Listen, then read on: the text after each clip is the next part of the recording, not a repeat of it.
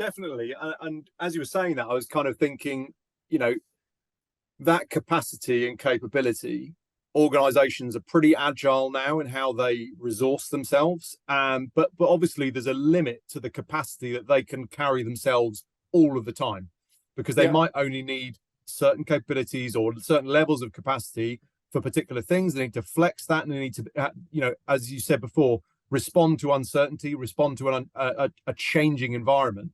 So I'm interested to know how you kind of build that sort of approach and build that thinking into how they deal with their extended capacity, where they're bringing in third-party expertise that's outside the organization, but forming it into one overall kind of entity that's driving towards an objective. Yeah, I must say that different markets or countries are at different, let's say, maturity stages on adopting that. So the UK, Canada, US, you know, they very understand that dynamic teaming. If they don't have the capacity and capabilities themselves, they will get, you know, they will get external resources. And on the mainland Europe, that's coming, and I think that's growing. Yeah, they kind of still fall back to the default. We need to have this permanent role filled to obtain those capabilities. So with obviously the risk that you have overhead now established once that mission is delivered.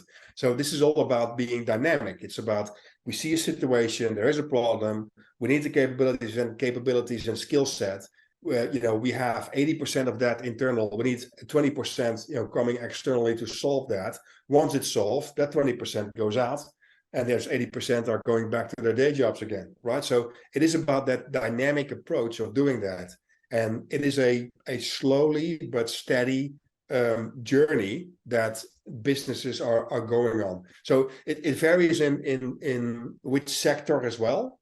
Manufacturing sector is a little bit more traditional rather than for instance, in the IT or software development companies, they are very used to, you know, bringing young people, do stuff, you know, and carry on and move on to the next challenge. So it is sector and also region, market depending on what you do there. But yeah, I think it's how do you say it? It's unavoidable. Yeah, inevitable. Exactly. It's inevitable that companies will need to embrace this, because otherwise they won't survive.